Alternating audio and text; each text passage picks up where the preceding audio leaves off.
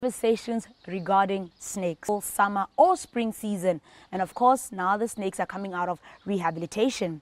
I am at the Madison Square for the Gaborone Snake Relocation Park, and of course to know more about this and of course the industry of snakes, I am joined by Mr. Sean Taylor, who is a BQA accredited or registered and of course accredited by HRDC. Sean, thank you so much for joining us this afternoon. I want to believe you're well.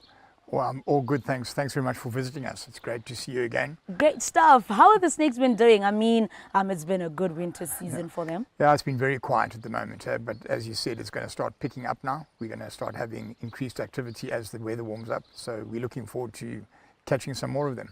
All right, let's talk about where we are today. Allow us to appreciate the history behind the park. Okay, so we started catching and relocating snakes probably 5, 6, maybe even 8 years ago.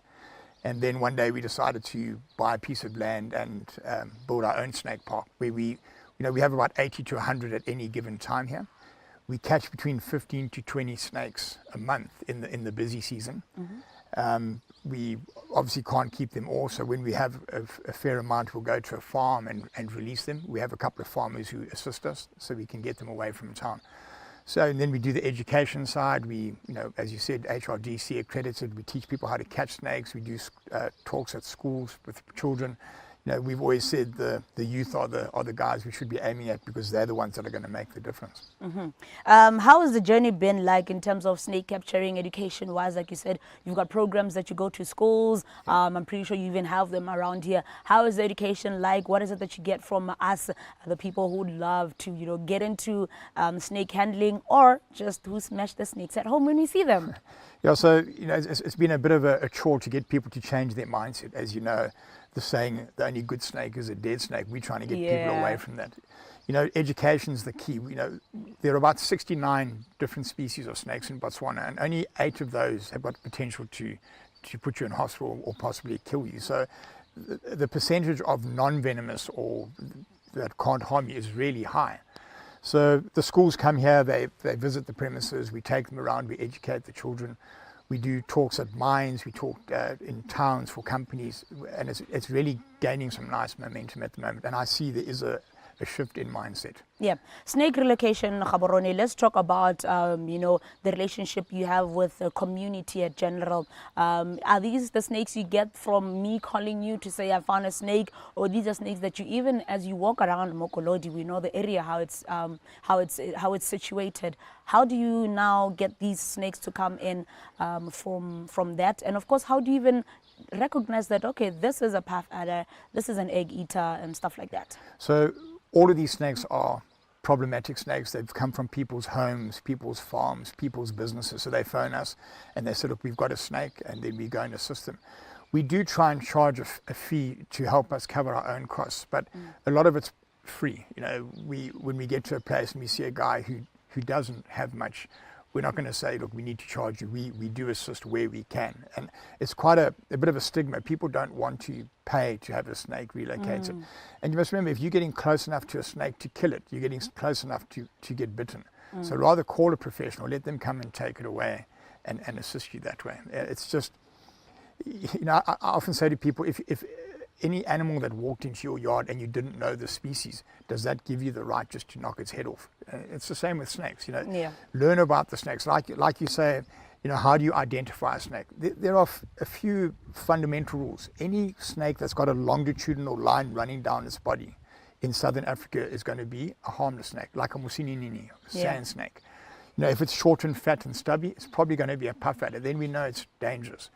If it raises a hood, it's probably going to be dangerous. One of the kaki, cobra, like snouted cobra and Chetty's cobra, Mozambique spitting cobra, or the Cape cobra. Those are the 4 that you find in Botswana. Obviously not all in the same areas. In Gaborone we get the snouted and the Mozambique spitting cobra. And it's like anything, Skilla, you have to study it.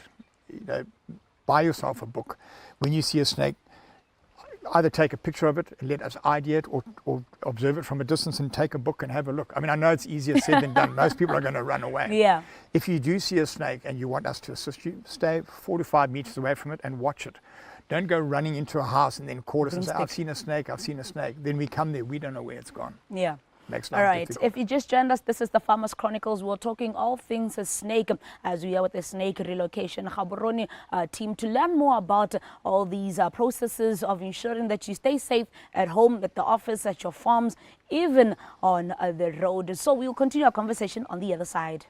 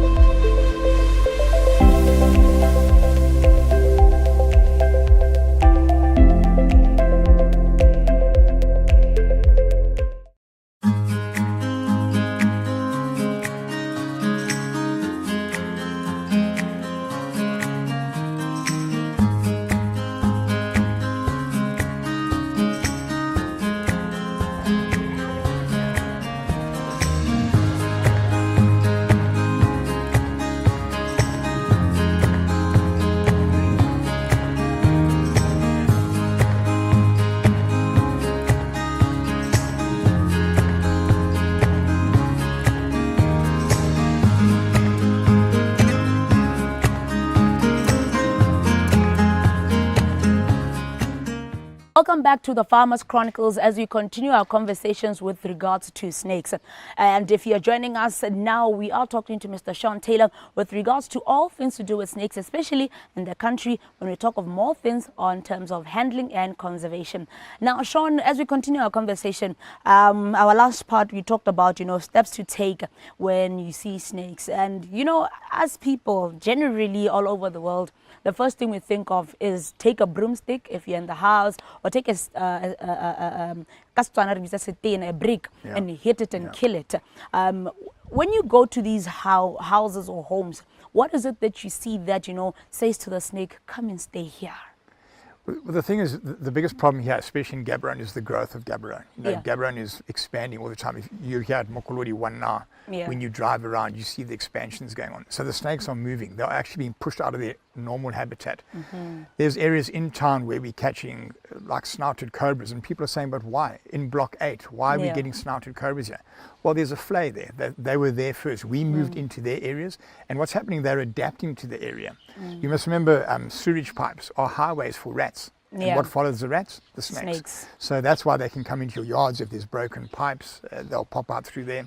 So basically, they've always been there. We've encroached on their area, and now we're seeing more and more of them, especially with the expansion of Gaborone. Yeah, and now that we've moved into Gaborone, now let's move into our homesteads. What are the status of the houses that we go into that you find snakes? And if, of course, what is it that we can do as homeowners to ensure that we try and be snake-free in our yards as much as possible? The best thing is to keep your yards clean and tidy. That's first prize. If you've got dustbins and you're throwing food in there, make sure the dustbins are secure. Because what does that attract? The rats. Yeah. What comes with the rats? The snakes. So it's a food chain. It's it's the ecosystem. The rats come, the snakes come, frogs come. If you've got bird feeders, the bird feeders are spilling over. What comes for that? The rats again. If you've got little ponds, then you're going to get frogs, and that attracts certain types of cobras as well, herald snakes, etc., etc. So basically, keep your yard clean and tidy. Try and keep your doors closed as much as possible. Keep your windows, maybe put screening on there, screening on your doors. You know, one of the things I always tell people, try and sleep with a mosquito net, because that also helps to protect you if there is a snake in the house. Yeah. They don't literally come looking at a house. They just happen to be there. Yeah. I know what you mean. Now, often at times, you know, we've seen it in our traditional practice that if you want to keep a snake away, there are certain products that we can't mention that we spread around our yards. And of course, that has an impact in terms of soil quality and all the likes. Repellents are some of the things that we talk about, but we don't see so much effectiveness in them. I don't know, what is your take on that? Snake repellents 100% do not work. And I always put this out there. If you have a snake repellent that you think works, bring it to us, let us test it. And, you know, I'll even put money, we'll put a wager on. Yeah. Let's say 1,000 puller, bring your repellent. If it works, I'll give you 1,000 puller. If it doesn't work, give me 1,000. So stuff, the commercial stuff, as you say, I can't mention it, that you buy in the shops. Stuff like creosote, Jay's fluid, fuel, diesel, they don't work. Like I said, keep your yard clean and tidy, and that's first prize. But please don't waste money on snake repellents. Yeah. And we are now reading the quality of the soil that may. And also, so if you throw creosote on the ground, it ingresses in the ground, and now you're poisoning the ground. It's a big problem. Okay. In an incident where now I'm just home with the little kids are playing in the jungle, ropes and the likes, they get bit by a snake. Yeah. What is the first thing that you know from your perspective, looking at the power of the venom and all the likes? What is the first thing that should one practice in a case of that? First of all, don't panic.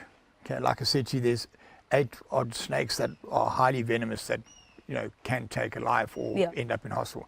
The majority of them, like the Musinininis, are harmless. So don't panic. Get the person to a hospital. If you have a facility where you can get a paramedic to you, use that facility. Get the person in a car, get them calm, and get them to a hospital. Obviously, there are medical things that we can do, but you need to go on a first aid training course to do that. I wouldn't like to go into it and then because the venoms are different. They're cytotoxic, neurotoxic, and hemotoxic. So cytotoxic is flesh destroying. Neurotoxic is your ability to breathe. So like your Cape Cobra and Chetty's Cobra, Snouted Cobra, and your Mamba. So those guys are the dangerous ones. But if you use the wrong method on a cytotoxin, you can cause more damage. So first prize, get to a hospital. Here we are, snake relocation, Gaborone. You keep the snakes within your office. What do you feed them? I mean, that's the first question, because now the rats that they've been eating on these streets are out. How do you make them survive for your educational purposes of your guests that come in? Okay, so all our facility is temperature controlled. So we're keeping it between 24 and 28 degrees at all times. So it's a normal day for them. Because the temperature does drop, obviously the air conditioner can't always stabilize it. So in winter, we only feed the snakes twice a month. In summer, we feed them once a week. We breed our own rats. We feed them day-old chicks. The more specialized eaters, like the egg eaters, we give them eggs. The Musinini sand snakes, will give them lizards. So they all have specific diets, and that's how we look after them. All right, I like the sound of that one, and of course I'm looking forward to getting to see all the snakes that you have here. Chantele, as we wrap up our conversation with you today, what is it that you can say to Botswana, to the viewers of the Farmers Chronicles, in terms of snake conservation? Well, if you see a snake, do us a favor, take a photograph of it, send it to us, let us help you identify it. You can see us on Snake Relocation Gaborone on Facebook. We also have a website, Snake Relocation Gaborone. My number is 721-41278. You can send me a WhatsApp. We'll almost answer immediately and help you identify the snake. If you're 4 to 5 meters from a snake, you're more than safe. Snakes don't chase people. That's a complete myth. Yeah, but a black mamba will chase you. It's not. You know, we can take one out and even show you. So yeah, don't be afraid of them. They have a place in the ecosystem. All right. Thank you so much, Ron, for talking to us. And of course, I'm looking forward to touching the snake. Thanks for coming. First time ever in a while. I'm afraid of it, but I must say it's part of the ecosystem, like you said. And that is just how we wrap up this part of our conversation with Mr. Sean Taylor with regards to snake conservation. And of course, on the other side of this, it's time to touch and play with the snakes.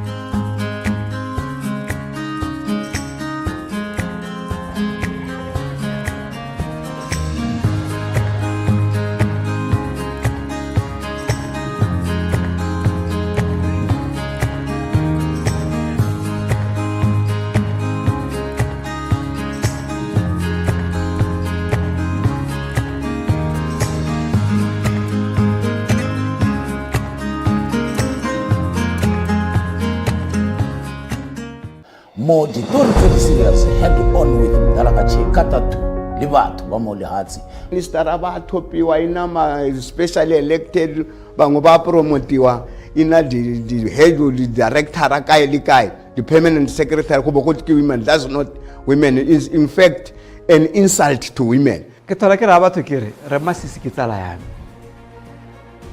and ke tana ke rialo he moruti ga gona moruti wa boammaaruri yo kolobeditsweng ka mo boitshepo yo joiners politics baruti bothe ba ba joiners politics mo Botswana ba ta re itshwarela bothe ga se baruti ba boammaaruri re masisi a tswe mo vice president ake anga ka bua gore ke bo mang ne ba rialo because bona go ba te ba tsa gore o a re senye resign ise mo tsa ka bo morwae.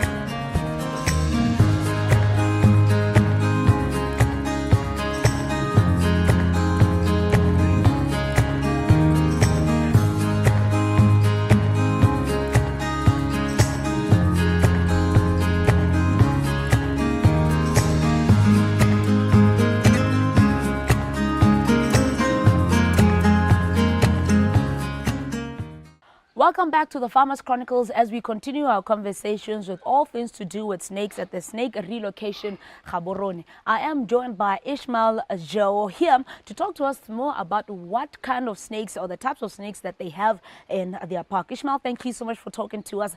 I want to believe you're well with your baby. Yes, I'm very, very well, as you can see.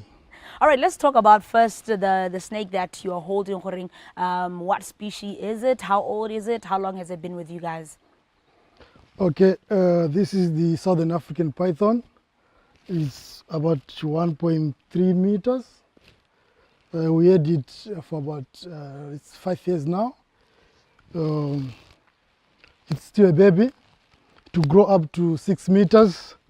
Pythons are non-venomous, but they've got plenty of teeth, which are curved like fishing hook. The bite is dangerous. It's like a dog bite. I'm holding this one, it's still a baby, and they are used to people. So that's why it's not biting me. Yes. Generally, what kind of species do you have now within SRG? Here we have got cobras. That is your snouted cobra and Mozambique spitting cobra. We also have black mamba, the moor snake, we have pythons, we have brown house snakes, we have blind snake, among others. Yeah. Yes. And with the people that usually come and visit snake relocation Gaborone, what is it that, what are the frequently asked questions that, goes with the well care or the taking of the snakes here? The most frequent asked question is, what are you feeding snakes with? That is the rats. Mostly the snakes, they eat rats, but there are other snakes which eat eggs, like egg eater. Then we also have a sand snake, which eats lizards and frogs. But most of our snakes, we give them rats. And how often do you feed them? It's been a winter season. What is it that we're looking at in terms of the quantity? And then when it gets warm, how often do you feed them? So in winter, they don't eat much just because it's cold. So they use the heat. The heat helps in the digestion of food. So they don't eat much. We feed them once a month in winter. Then in summer, we feed them once a week and they eat more. Yeah. Yes. And, I've looked around this place, so quite a jam-packed place. You've got your rabbits, you've got your ducks, you've got your snakes. What is it that you do to ensure that you give them environment of nature in general, looking at the fact that they are no longer out on the streets or in the bushes? As you are going to see inside there, in snake cages, you find that for the pythons, they are good at climbing. So we put some branches so that they can climb. Also snakes, they like to hide. In the bush, it's very, very rare to see a snake. So in all the cages, we've put hiding places. Also, you find that the snakes, they want to shed like this one. You see its eyes are milk white. Yeah. Anytime soon it will shed. So Skin. what they do when they shed, they go in rough surfaces and they squeeze themselves in between. So we've put some rocks which are rougher so that they can help in shedding. Yeah. Yes. And you know, one would like to know, are there animals, snakes rather, that you pick even during the day as you move around? And of course, what do you do in terms of taking them in to do you get them crammed up in a place, or you now create an extra shade for them? Sorry, you mean when we are moving around Yeah. here? We're looking at the fact there's bushes around here. Obviously, Okay. there's, yeah. Do you now get them and, you know, create a home rather for them? Yes, we usually pick some snakes. Like behind me, that side, there are rats, rat breeding station. So snakes, they smell the rats, then they come. I need to feed. So sometimes we catch some pythons there. I also catch some sand snakes and brown house snakes mostly. So what we do, if you catch those, we just bring them in here, put them in enclosures and waiting to release them to a safer place. All right, and I'm going to bring this one and make it a bit personal for you. What, you know, encouraged you or made you interested in, you know, snake handling? At first, I was not even scared of snakes. I used to kill them, like what others are doing now, Yeah. which we don't encourage. I used to kill them. Then when I learned the importance of snakes in the ecosystem, they control the population of rodents. When I learned about that, so I saw the need to learn more about them and to start rescuing them and keeping them for educational purposes. All right. Yes. If you just join us, this is the Farmers Chronicles. I'm taking this time to invite you to join us as we go inside to go learn more about the snakes that they have here and appreciate them as time goes on. Remember, the Farmers Chronicles brings you conversations that integrate and make you understand the value chain system, and of course, from the farmers to the retailers, and of course, to you, those that are watching at home and can be a consumer. Remember, do not kill snakes. If you see them, all you need to do is call your qualified snake handler in your region. If you are in and around Gaborone, as you've heard, we had a conversation with Sean Taylor a bit later, earlier rather. Those are the people you can talk to. You can find them on Facebook as Snake Relocation Gaborone. But if they are a bit away from you, we've got the government officers around the country that can assist you in this one. So join me in the journey as we go see these snakes. Am I allowed to touch them today? Yes, you are allowed. Okay, so what do I need to do, if I want to touch snakes or handle them safely? And I know that my yard might just, be an escape route for this one. What you have to do is just to come for a snake handling course. Then it teach you how to safely remove the snake. All right, we'll definitely be coming for that one, definitely, as we learn more about snake handling to make sure that we do not kill the ecosystem.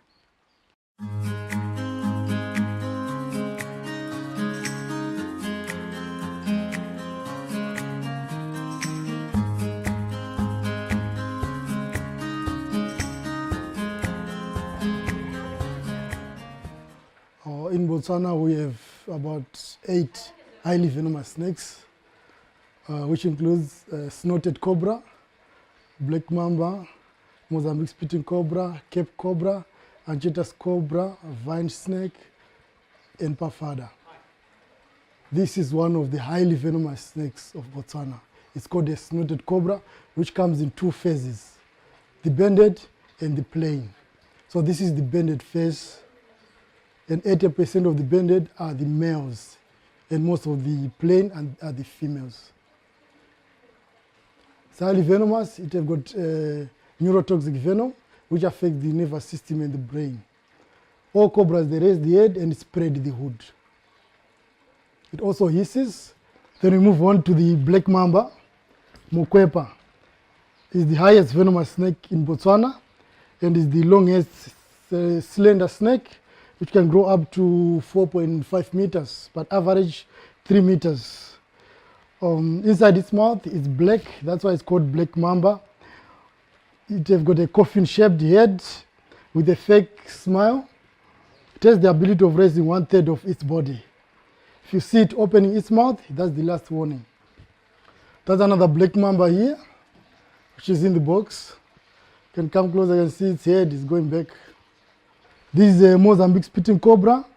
The scales are brown and in between the scales is black. It's the only snake in Botswana that spits venom, and it can spit a distance of 2 to 3 meters. The reason is to blind the enemy so that it can go away. It also bites. It have got cytotoxic venom, which is the flesh. See all the venom on the glass here. So what happens if it spits in your eyes, just wash it with plenty of water, then you go to the hospital. If the venom lands on your skin, if you don't have a wound, just wash it off. It will be okay. All right, and that is just how we wrap up today's episode of the Farmers Chronicles. So talking all things snake conservation. Remember, do not kill these babies when you see them in your yard, on the road, or anywhere else. Simply call a certified snake handler. From me and the rest of the Farmers Chronicles teams, we say agriculture does not stop, and let's not kill the ecosystem.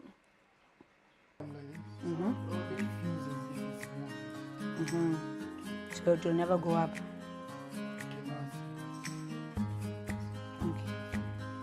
Wait, why do you feel like you are closing it to Kipri? No, hold the head first. Jesus Christ. Oh, Jesus. It's squeezing my fingers. Okay. No, Jesus. Take your snake. Take your snake. Okay, I like it. Leave it. All right, let's go. Camera rolling.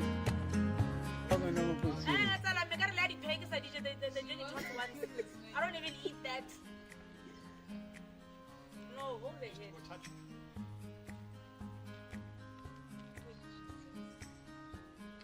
It's slimy.